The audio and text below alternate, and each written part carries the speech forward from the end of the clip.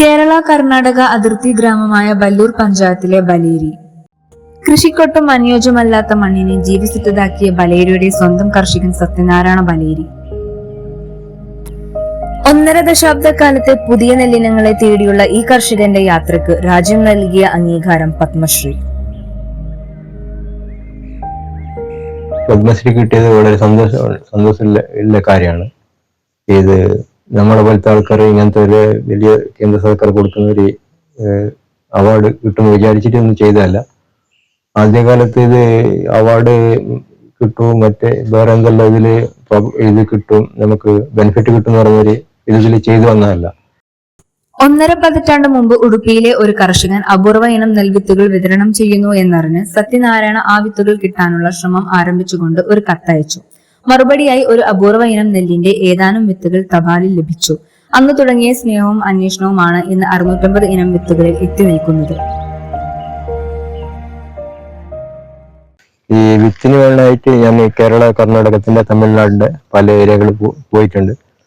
കേരളത്തിന്റെ വയനാട്, പട്ടാമ്പി, മലപ്പുറം ആ ഭാഗങ്ങൾ, കർണാടകത്തിന്റെ മൈസൂർ, മണ്ഡ്യ ഈ ഭാഗങ്ങളെല്ലാം ഒരുപാട് പോയിട്ട് കളക്ട് ചെയ്തതാണ്. പിന്നെ ഒരുപാട് ഇതിന് ബുദ്ധിമുട്ട് ഉണ്ടായിട്ടുണ്ട്. പോകുന്ന ടൈമിൽ രാത്രിയായപ്പോൾ ബസ് കിട്ടാതെ ബസ് സ്റ്റാൻഡിൽ കിടന്നിട്ട് ഇങ്ങനെല്ലാം പോയ ഒരുപാട് അനുഭവങ്ങളുണ്ട്. ഇനങ്ങളിൽ മാത്രമല്ല വർണ്ണത്തിലും ഗുണത്തിലും വേറിട്ട് നിൽക്കുന്നവയാണ് സത്യനാരായണയുടെ വിത്തുകൾ. 13 അടി വരെ ഉയരം വയ്ക്കുന്നവ, ഉയരമില്ലാത്തവ, കറുപ്പ്, പർപ്പിൾ, ഇളം പച്ച, വെള്ള, ചുവപ്പ് നിറങ്ങളിലൊക്കെയുള്ള നെൽവിത്തുകൾ, ഉപ്പുവെള്ളത്തിൽ വളരുന്നവ, വെള്ളം വളരെ കുറവ് മാത്രം വേണ്ടവ, 20 ദിവസം വരെ വെള്ളത്തിൽ മുങ്ങിക്കിടന്നാലും നശിക്കാത്തവ, വരണ്ട മണ്ണിൽ വളരുന്നവ തുടങ്ങി ഒട്ടനവധി വിത്തിനങ്ങളുടെ കർഷകനായി മാറുകയാണ് സത്യനാരായണ. വിത്തുകളുടെ ശേഖരണത്തിനും സൂക്ഷിപ്പിനുമായി വീടിനോട് ചേർന്ന് സ്വന്തമായൊരു വിത്തുപൊരിയും സത്യനാരായണയ്ക്കുണ്ട്. ഇത് 2 അടിന്റെ ഒരു ഇനാണ്. ഇത് ഒരുപാട് കർണാടകത്തിന്റെ ഏരിയയിൽ ഞാൻ ചോദിച്ചിരുന്നു. അപ്പോൾ ഉണ്ടായ ഒരു തരാത്ത ഇനാണിത്. പിന്നീട് മൈസൂർ ഭാഗത്തു നിന്നാണ് ഈ ഇന ഒരു സുഹൃത്ത് മുഖേന എനിക്ക് കിട്ടിയതാണ്.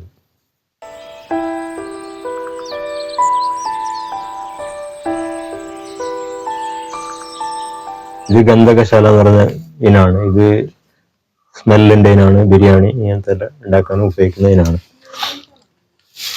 ഇത് കഗ്ഗ എന്ന് പറയുന്ന ഒരു വെറൈറ്റിയാണ്. ഇത് ഉപ്പുവെള്ളം ഉണ്ടായെടുത്ത് ചെയ്യുന്ന ഇനാണ്. ബാക്കി ഉപ്പുവെള്ളം ഇല്ലാത്തടുത്തും ഇത് ഇങ്ങനെ വരും. ഉപ്പുവെള്ളം ഉണ്ടായെടുത്ത് ബാക്കി ഉള്ള ഇനേതും വരില്ല.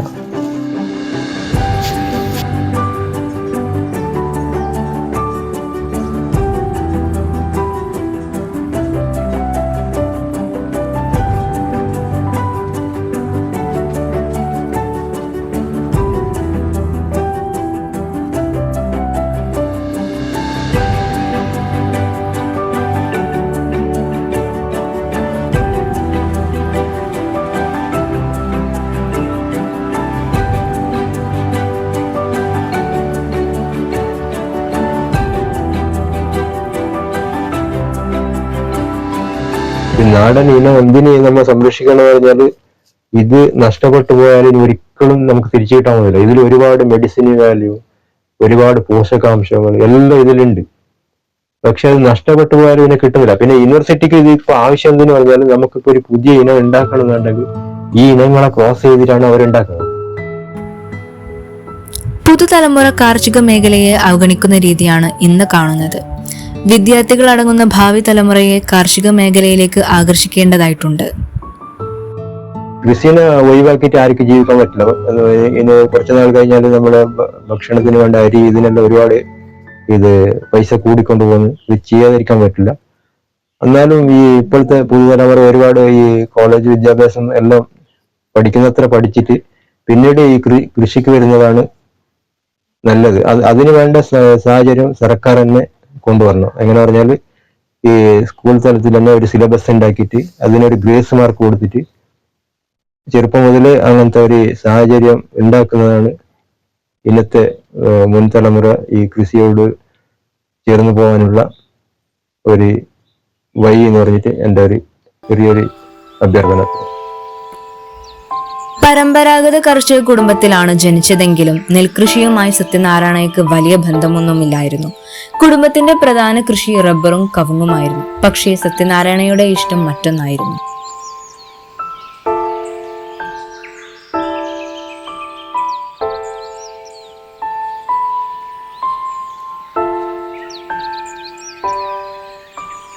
ചെറുപ്പം മുതലേ ഞങ്ങൾ പാഠങ്ങളൊന്നും ഇല്ലായിരുന്നു. പക്ഷെ കുട്ടിക്കാലത്ത് സ്കൂളിൽ പോകുന്ന ടൈമിൽ ഞങ്ങള് തൊട്ടടുത്ത് ഞങ്ങള് അച്ഛൻ്റെ ഏട്ടൻ്റെ അവരെല്ലാം ഒരുപാട് പാഠങ്ങൾ ചെയ്തുകൊണ്ടുണ്ടായിരുന്നു. ആടെ ഞങ്ങൾ ഈ സ്കൂളിൽ പോകുന്ന ടൈമിലാണ് ഒരുപാട് ഇനങ്ങളെ കണ്ടിട്ട് പരിചയം ഉണ്ടായി. അങ്ങനെയാണ് അതിലൊരു ഇൻട്രസ്റ്റ് വന്നത്.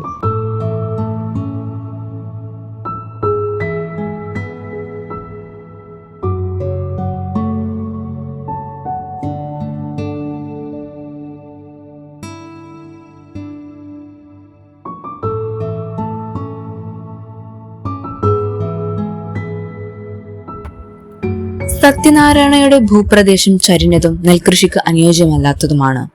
എന്നാൽ ഈ പരിമിതികളെയെല്ലാം അതിജീവിച്ച് അദ്ദേഹം അപൂർവ ഇനം നെൽവിത്തുകൾക്ക് പരിരക്ഷ നൽകുന്നു.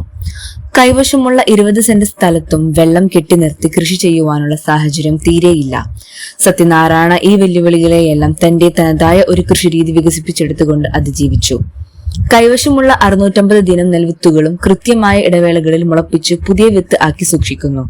അതിനായി പേപ്പർ ഗ്ലാസുകളും ഗ്രോ ബാഗുകളും ടാർപോളിൻ ഷീറ്റുകളും ഒക്കെയാണ് ഉപയോഗിക്കുന്നത്. പേപ്പർ ഗ്ലാസ്സിലാണ് ആദ്യം വിത്ത് മുളപ്പിക്കുന്നത്. അതൊരു 10-20 വിത്ത് ഒരു പേപ്പർ ഗ്ലാസ്സിൽ അതിന്റെ പേര് എഴുതിയിട്ട് മുളപ്പിച്ചു വരുന്നതാണ്. ഇത് ഒരു 10 നാളാകുമ്പോൾ ഗ്രോ ബാഗിൽ വീണ്ടും വളക്കൂറുള്ള മണ്ണ് ഉപയോഗിച്ചിട്ട് പറിച്ചു നടുന്നതാണ്. ഈ പേപ്പർ ഗ്ലാസ്സിൽ ഈ മണ്ണ് നല്ല അരിച്ചിട്ട് ഞാൻ ഉപയോഗിക്കുന്നതാണ്. അതിൽ ഒരു 10-20 വിത്താണ് മുളപ്പിക്കാൻ ഉപയോഗിക്കുന്നതാണ്. അത് മുളച്ചിട്ട് ഒരു 10 നാൾ കഴിയുമ്പോഴാണ് ഇതിനെ പറിച്ചിട്ട് വീണ്ടും ഗ്രോ ബാഗിലേക്ക് നടുന്നതാണ്. അത് ഗ്രോ ബാഗിൽ വളം പിന്നെ നല്ല ചാണകപ്പൊടി ഇതെല്ലാം ഉപയോഗിച്ചിട്ട് ചെയ്യുന്നതാണ്, നടുന്നതാണ്. പിന്നെ അതൊരു 2-3 മാസം കഴിയുമ്പോഴാണ് ഒരു 120, ചില വെറൈറ്റി 60 നാളിൽ കതിരാവും, ചിലത് 120 നാളിൽ കതിരാവും, ചിലത് 180 നാൾ വരെ എടുക്കുന്ന ഇനങ്ങളുണ്ട്. അതിന് ഇടയിൽ വളത്തിന്റെ ആവശ്യം വന്നാൽ ജീവാമൃതം ഉണ്ടാക്കിയിട്ട് ഇടക്കിടക്ക് കൊടുക്കുന്നതാണ്. നെല്ലിനു പുറമെ നിരവധി മരങ്ങളും ഔഷധ സസ്യങ്ങളും അദ്ദേഹത്തിന്റെ കാടിനുള്ളിലുണ്ട്. വംശനാശ ഭീഷണി നേരിടുന്ന പ്രമേയ ചികിത്സക്ക് ഉപയോഗിക്കാവുന്ന ഏകനായകം, ഇന്ത്യയിലും ശ്രീലങ്കയിലും നഴ്സിക്കുമായി കണ്ടുവരുന്ന നിലവേപ്പ്, കസ്തൂരി മഞ്ഞൾ, കരിങ്ങാലി, വാതരോഗത്തിന് ഉപയോഗിക്കാവുന്ന ചിറ്റരത്ത, അമൃതവല്ലി, വെറ്റില എന്നിവ ഔഷധങ്ങളിൽ പ്രധാനപ്പെട്ടവയാണ്. കൂടാതെ ധാന്യങ്ങളിൽ മുത്താറി, സോർഗം, തിന, വരക് എന്നിവയുമുണ്ട്. കാവൻഡിഷ്, കദളി, മൈസൂര, ചെങ്കദളി, കർപ്പൂര തുടങ്ങി 5 തരത്തിലുള്ള വാഴകളും ബഡ്ഡിംഗ് ചെയ്തെടുത്ത പ്ലാവുകളും തോട്ടത്തിലുണ്ട്.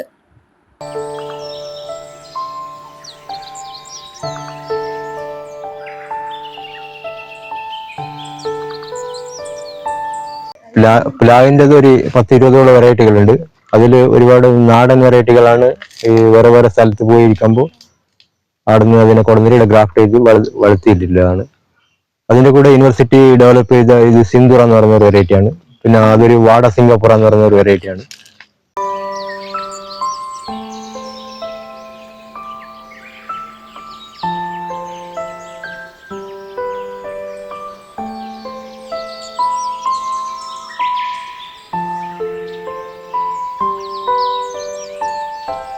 ഞങ്ങളെ പ്രധാന കൃഷി റബ്ബറാണ്. അതിന്റെ കൂടെ പിന്നെ കുറച്ച് അടക്ക, കുരുമുളക്, പിന്നെ ഏലം, ഇങ്ങനത്തെ ചെറിയ ചെറിയ, അതെല്ലാം ചെറിയ അളവിലാണ്. പിന്നെ വായ, ഇതെല്ലാം ചെറിയ അളവിലാണ്.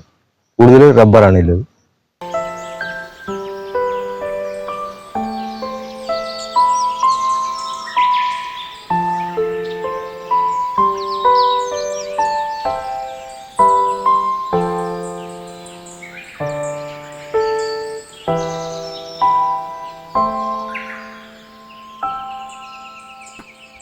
സാക്ഷരതാ മിഷൻ പരിപാടിയിലൂടെ കഴിഞ്ഞ വർഷം 12ാം ക്ലാസ് പരീക്ഷ പാസ്സായ 50-കാരനായ കർഷകനാണ് ഈ നെല്ല് ജീൻ ബാങ്ക് സൃഷ്ടിച്ചത്.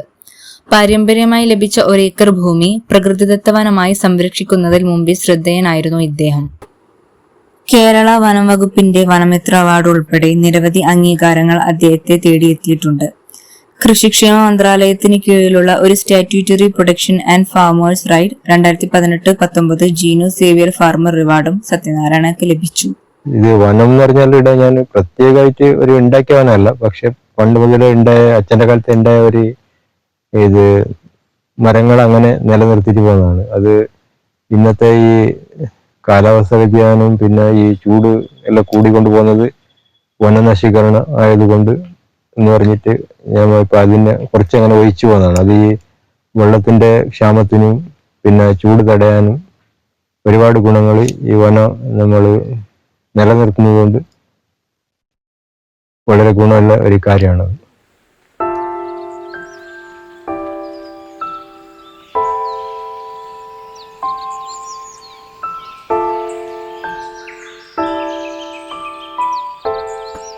കേരളത്തിലെയും കർണാടകയിലെയും കാർഷിക വിദ്യാർത്ഥികളും ഗവേഷകരും അദ്ദേഹത്തിന്റെ സ്ഥിരം സന്ദർശകരാണിന്ന്. ആവശ്യക്കാർക്ക് സൗജന്യമായി വിത്ത് നൽകുകയും ചെയ്യുന്നു. അമ്മയും ഭാര്യയും 3 മക്കളും സഹോദരങ്ങളും ഉൾപ്പെടുന്ന കുടുംബത്തിന്റെ പിന്തുണ സത്യനാരായണയുടെ നിത്യസംരക്ഷണ പ്രവർത്തനങ്ങൾക്ക് കരുത്തു പകരുന്നു.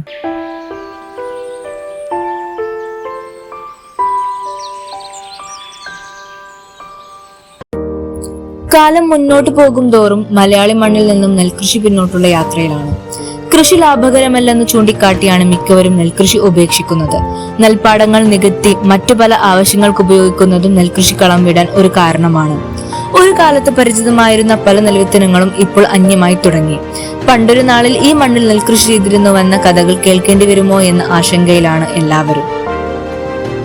ഉയർന്ന ഭക്ഷ്യധാന്യ ഉൽപാദനം നിലനിർത്താൻ വൈവിധ്യമാർന്ന വിത്തിനങ്ങളുടെ ലഭ്യത മുഖ്യ പങ്കുവഹിക്കുമ്പോൾ 650-ലേറെ നെൽവിത്തിനങ്ങളുടെ സംരക്ഷകനായ സത്യനാരായണ ഭലേരിയെ പോലുള്ളവരുടെ പ്രവർത്തനങ്ങൾ പ്രാധാന്യം അർഹിക്കുന്നുണ്ട്. സ്വന്തമായി പാടമൊരുക്കിയും ഗ്രോ ബാഗുകളിൽ വളർത്തിയും വരും തലമുറയ്ക്കായി സത്യനാരായണ സംരക്ഷിക്കുന്ന അപൂർവ നെൽവിത്തുകൾ ഭക്ഷ്യോത്പാദന മേഖലയ്ക്ക് തന്നെ മുതൽക്കൂട്ടാണ്.